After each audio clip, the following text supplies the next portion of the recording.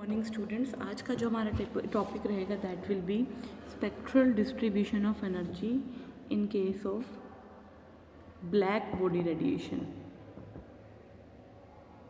तो हमें अच्छे से पता है कि लास्ट लेक्चर में हमने बात की थी कि ब्लैक बॉडी क्या होती है।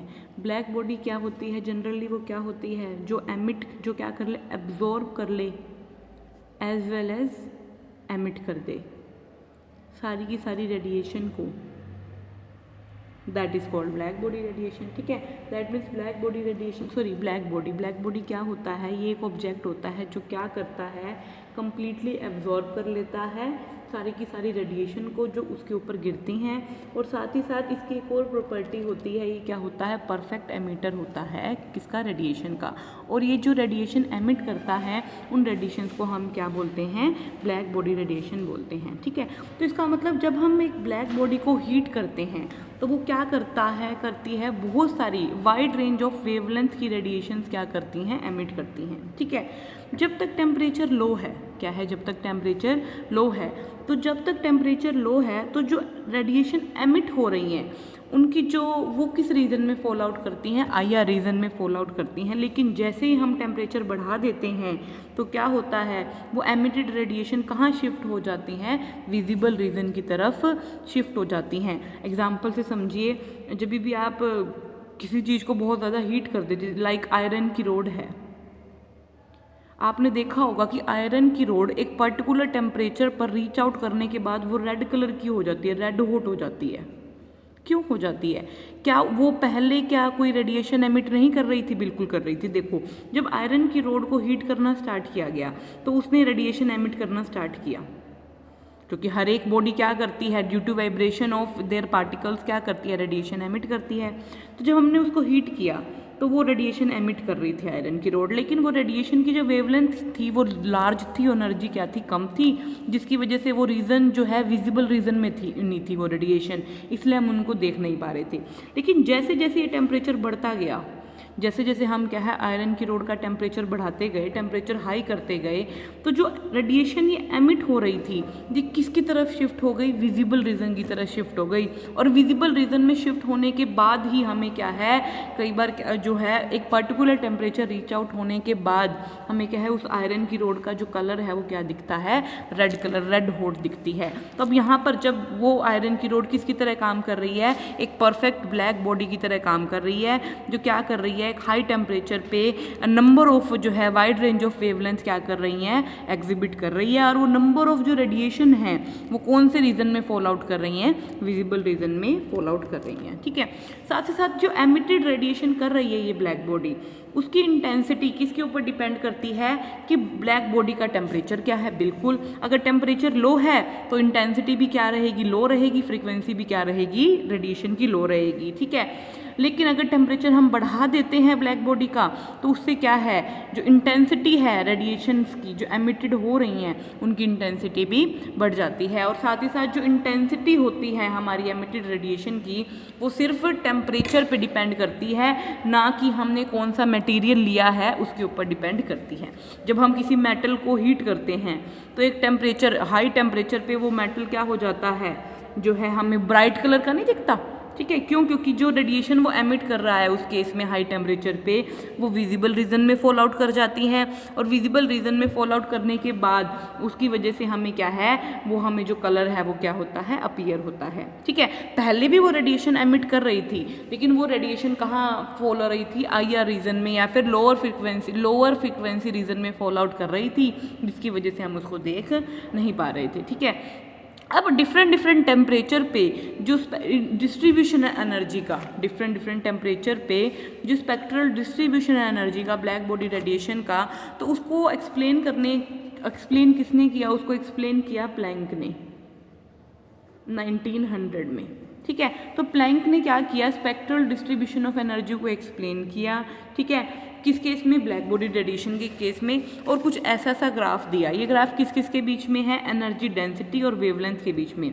अब एनर्जी डेंसिटी क्या है, भाई कितनी अमाउंट ऑफ रेडिएशन क्या है प्रोड्यूस हो रही हैं per unit volume, that is called energy density. ठीक है, ठीक है, अब ये एनर्जी जो डेंसिटी है ये किसके ऊपर डिपेंड करेगी, भाई कितना टेम्परेचर तक हमने हीट किया है उसके ऊपर डिपेंड करेगी, ठीक है। तो इसी बेसिस पे हमने क्या किया, एनर्जी डेंसिटी क्या करी, मेज़र करी डिफरेंट डिफरेंट टेम्परेचर पे और उसका ग्राफ प्लॉट कर दिया किसके साथ, वेवलेंथ के साथ, ठीक है। तो इस ग्राफ की क्या खासियत है, तो अगर मैं फर्स्ट बात करूँ फीचर्स क्या हैं इस ग्राफ के, तो फर्स्ट फीचर क्या है इस ग्राफ का, at a given temperature energy density is not uniformly distributed.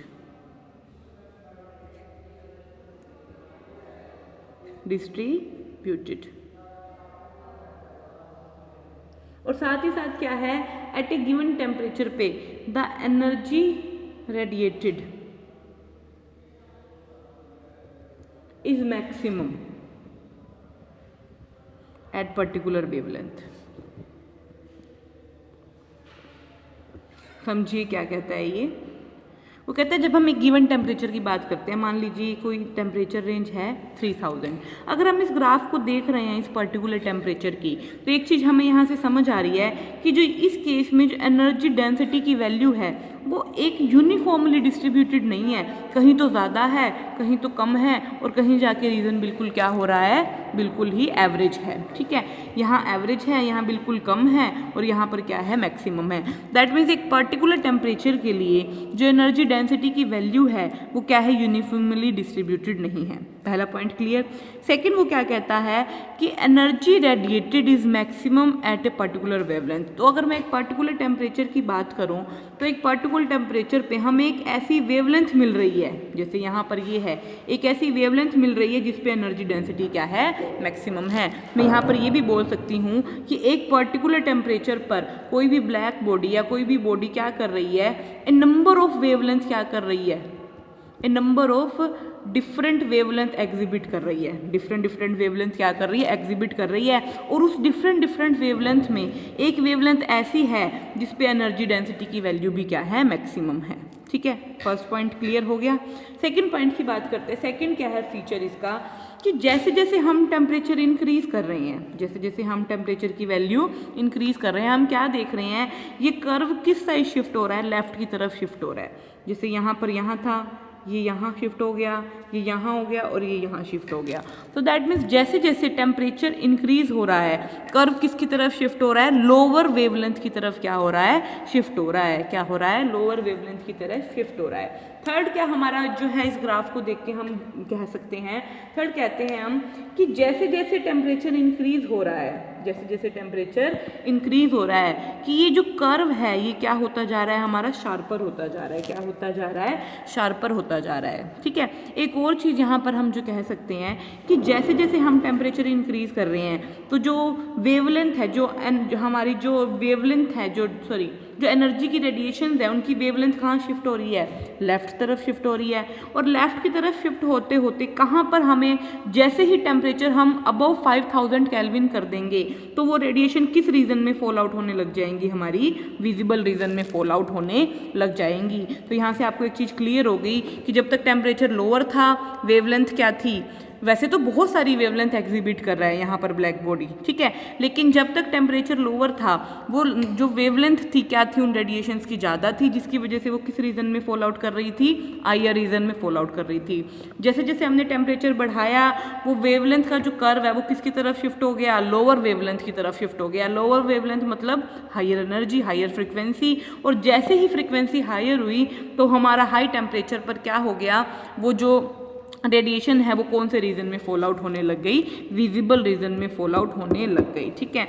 एक और है जो एरिया है अंडर द कर्व का, वो क्या बताता है कि कितनी टोटल एनर्जी एमिटेड हुई है एक पर्टिकुलर टेम्परेचर पे। क्या बताता है कि ये जो एरिया है, मान लीजिए ये कर्व है, इसका अंदर का ये जो एरिया है ये क्या बताएगा कि एक पर्टिकुलर टेम्परेचर पर कितनी एनर्जी क्या हुई है, एमिटेड हुई है, वो क्या बताएगा, एरिया अंडर द कर्व बताएगा, ठीक है। तो ये ग्राफ ने क्या एक्सप्लेन कर दिया कि कि जब एक ब्लैक बॉडी को हम हीट करना स्टार्ट करते हैं तो वो क्या है, एक wide range of wavelength exhibit करती है, ठीक है। लेकिन जब तक टेम्परेचर लोअर है वेवलेंथ क्या थी, ज़्यादा थी। लेकिन जैसे जैसे टेम्परेचर हम बढ़ाएंगे उन जो रेडिएशंस की वेवलेंथ है वो क्या होती जाएगी, स्मॉल होती जाएगी। स्मॉल वेवलेंथ का मतलब होता है हायर फ्रीक्वेंसी, ठीक है। जैसे जैसे हम टेम्परेचर बढ़ाएंगे तो हमारी जो रेडिएशन है उनकी फ्रीक्वेंसी बढ़ती जाएगी, और फ्रीक्वेंसी बढ़ने की वजह से क्या है, एक पॉइंट ऐसा आ जाएगा, एक पर्टिकुलर टेम्परेचर ऐसा आ जाएगा कि हमारी वो जो रेडिएशन है वो कौन से रीजन में फॉल आउट हो जाएंगी, विजिबल रीजन में फॉल आउट हो जाएगी। तो ये हमारा कर्व है किसका, प्लैंक डिस्ट्रीब्यूशन कर्व, हम इसको ये भी बोल सकते हैं प्लैंक स्पेक्ट्रल डिस्ट्रीब्यूशन कर्व, क्योंकि इस ग्राफ की जो करेक्ट एक्सप्लेनेशन थी वो आगे हम पढ़ेंगे, वो किसने दी थी, प्लैंक ने दी थी, प्लैंक रेडिएशन लॉ ने दी थी, ठीक है। इसलिए हम मेनली क्या कहते हैं, इसको जो हमारा जो ग्राफ है इसको हम क्या बोल सकते हैं, प्लैंक स्पेक्ट्रल डिस्ट्रीब्यूशन कर्व। और ये कर्व की जो एक्सप्लेनेशन है ये सिर्फ क्या है, क्वांटम मैकेनिक्स कॉन्सेप्ट के थ्रू ही क्या है पॉसिबल हुई, जो प्लैंक ने दी। क्लासिकल मैकेनिक्स क्या है, इस जो हमारी ग्राफ है इसकी करेक्ट एक्सप्लेनेशन देने में क्या रही, फेल रही, ठीक है। तो ये हमारा था spectral distribution of black body radiation, important है एग्जाम पॉइंट ऑफ व्यू से। Okay, thank you.